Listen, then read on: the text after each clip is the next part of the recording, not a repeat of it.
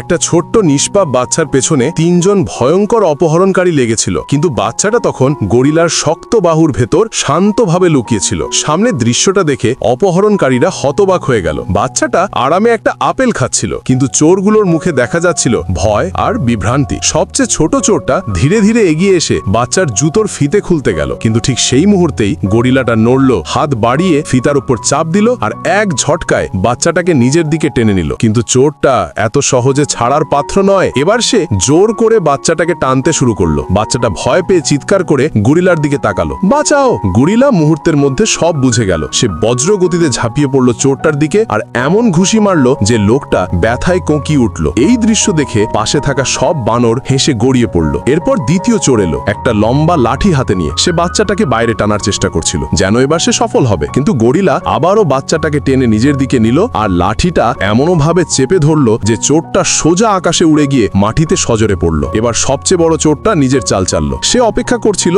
গরিলার ঘুমানোর জন্য। গরিলা চোখ বন্ধ করতেই সে আস্তে আস্তে বাচ্চাটাকে তুলে নেওয়ার চেষ্টা করলো, কিন্তু ঠিক তখনই গরিলার চোখ খুলে গেল। সে চোরটার হাত ধরে ফেললো, গর্জন করে উঠল আর তাকে তুলে নিয়ে সোজা পাশের খাঁচায় ছুঁড়ে মারল। এই দৃশ্য দেখে চিড়িয়াখানার সব প্রাণী খুশিতে লাফিয়ে উঠল আর একসাথে হাততালি দিতে লাগলো।